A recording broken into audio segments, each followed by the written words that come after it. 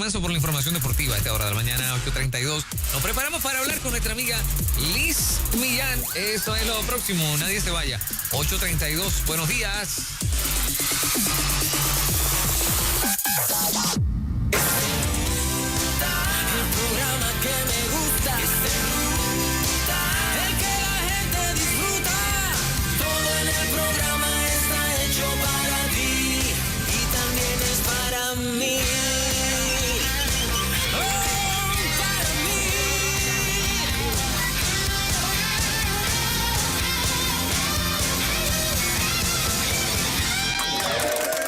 De inmediato, escucha bien, decide bien, la sección tremenda de todos los lunes a esta hora de la mañana con nuestra amiga doctora Liz Millán.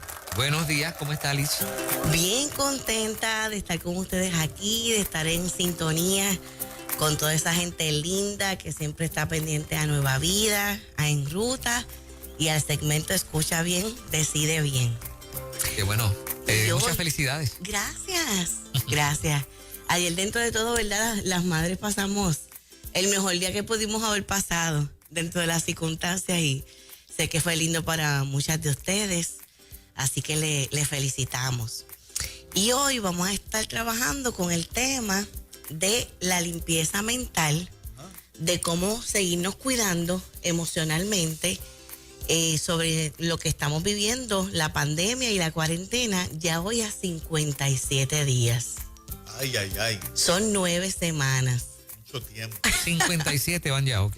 Liz, Sí. ¿cuánto nos protege la casa del contagio del COVID versus cuánto ese encierro por tanto tiempo nos mata de otra manera? Porque, no sé, me da la impresión de que todo lo que ha estado ocurriendo y que uno escucha que en los hogares donde no le ha ido tan bien, no te contagias de COVID y te mata el COVID, pero otras situaciones sí, a nivel emocional. Son a nivel emocional. Por eso yo sé que traes el tema Cuida tu mente, precisamente. Sí, se está reflejando mucho a nivel estadístico en cuanto a violencia de parejas, violencia doméstica, que siguen en aumento las querellas. Wow. Y también de maltrato a menores. Y entonces psicológicamente ha ocurrido uno de dos extremos. O hay gente que ya está en total nivel de desesperación, que eso fue lo que estuve viendo, Juan Carlos, la semana pasada en mis pacientes. Sí, de hecho hasta les decía, mire, es que todos los que he escuchado hoy me hablan igual que tú. Hasta para darles un alivio de que no era que había algo mal en ellos, ni que contenían una debilidad, ni que es que no tengan suficientes fortalezas, sino que es que pertenecen a un conglomerado de personas que se sienten así. Y muchos de ellos están ya sumamente agotados emocionalmente. El otro extremo, pero que estoy segura que es el % mínimo, es el que está adaptado. Okay. Que recuerdan que hablábamos en nuestra terapia pasada, Ajá. aquí en el segmento, hablábamos del síndrome de Cabaña y que ustedes también habían tenido una conversación sobre ese tema. Sí. Que son las personas que se han adaptado tanto al encierro que ahora no se visualizan fuera de la casa. Pero estoy convencida, como les digo, que ese debe ser el % más bajito. La mayoría son personas que están agobiadas. Y hay una razón en Puerto Rico por la que la mayoría de la población puede estar en detrimento de sus emociones y que pueden estar en exacerbación de síntomas de condiciones psiquiátricas como la depresión y la ansiedad. Y tiene que ver con lo que tradicionalmente se ha encontrado a nivel estadístico en Puerto Rico sobre las condiciones de salud mental. Y yo traje aquí algunos datos que me fueron provistos por un recurso de AMSCA, donde dice que el 7.3% de los adultos puertorriqueños entre 18 y 64 años padece de una condición mental seria. ¿Qué por ciento? 7.3%. Ok. 2 de cada 10 viven con alguna condición psiquiátrica. Ok. 2 de cada 10 puertorriqueños tienen un diagnóstico oficial de salud mental que ha podido ser registrado por el gobierno, por el Estado. Sabemos que hay muchos trastornos de ansiedad y depresiones que son enmascarados.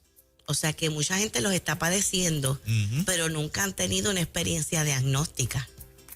Pero de los que han sido evaluados y que han recibido diagnóstico, esos son 2 de cada 10 puertorriqueños. Entonces, estoy trayendo estos números, Juan Carlos, para podernos ubicar dentro de esa realidad de salud mental en Puerto Rico, lo que puede estar viviendo esta población y estas personas con una cuarentena y con esta pandemia. 1 de cada 10 sufre de desórdenes depresivos severos. Wow. Cuando se habla de la parte severos, ¿esa palabra implica qué? Implica que tiene o intención suicida o pensamientos sobre la muerte de otros. Wow. Que llevan más de 2 semanas en una depresión mayor. Y también hay un diagnóstico que es depresión mayor severa recurrente, que es que han tenido varios episodios de depresión mayor en su vida. Toda esa población, por la instrucción de quédate en casa y los cuidados del COVID, no está buscando ayuda como usualmente lo hacía antes. Esa es una de mis mayores inquietudes. De hecho, he tenido la experiencia con mis pacientes de que algunos no han podido tener contacto con sus psiquiatras, que hasta yo misma he tenido que hacerles referido de otros recursos que sí están atendiendo en línea, porque hay algunos médicos que no están atendiendo en línea, otros sí. Pero te agradezco mucho esa pregunta, Juan Carlos, porque es bien inminente para personas que tienen diagnósticos de salud mental, depresiones, cualquier tipo de trastorno de ansiedad, esquizofrenia, bipolaridad, que más que nunca antes, en estos momentos, se atiendan con sus psiquiatras para que puedan tener la medicación.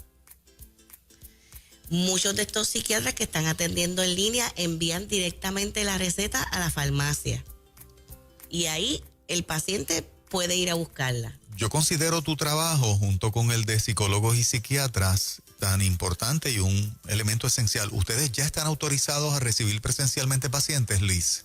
¿O no? ¿O todavía no? De acuerdo a las órdenes ejecutivas. Según salud mental no, pero hay algunos que han hecho la interpretación, dado a que desde el lunes pasado se puede atender servicios directos, que sean de 1 a 1. Por ejemplo, yo lo podría hacer según servicio de 1 a 1 porque yo no veo más de una persona a la vez o más de una familia a la vez. En nuestro caso, nosotros decidimos no hacerlo por ahora. Sí. Decidimos no hacerlo por la misma protección emocional de los pacientes. El decirle llega hasta la oficina con todas las preocupaciones que todavía la gente tiene. Pero si lo quisieras hacer, podrías hacerlo. Lo podría hacer, sí, porque es de 1 a 1. Muy bien. En servicio directo. El 23.7 combina alguna condición mental con abuso de drogas. 23.7%. Alto. Y cuando hablamos de drogas es alcohol, drogas ilícitas y también están los opiáceos, que esos son muchos, los opiáceos son muchos. Sí. ¿Qué es eso? ¿Qué es eso? Esos son personas que se hacen adictos a ciertos medicamentos cuando no les son recetados. Eso es lo que le llaman por ahí que los que consumen Perco y ese tipo de cosas. Eso tiene que ver con la Percocet, que es un medicamento que se receta para el dolor y que mucha gente se ha hecho adicta a ella. Ajá. Pero también hay personas que son adictos a la Clonopin, que son las que se le llaman en la calle las palicroques y así muchas otras, que no se las han recetado ni el medicamento específicamente ni esa dosis. Y eso es altamente peligroso. En Puerto Rico hay un factor cultural donde encontramos tal vez a una mamá, un papá, un hermano diciéndole, mira, esto a mí me ayudó, me lo recetó el psiquiatra, tómatelo tú. Y eso es altamente peligroso porque sobre todo los ansiolíticos y los medicamentos para el manejo del dolor son altamente adictivos. Por eso es que hay psiquiatras que, por ejemplo, ataques de pánico, que está dentro del manual de diagnóstico dentro de los trastornos de ansiedad, prefieren recetarle antidepresivos y no ansiolíticos por lo adictivos que son los ansiolíticos. Y después estas personas están tratando de buscar ese medicamento. A veces mezclan con alcohol, mucha gente mezclan con alcohol.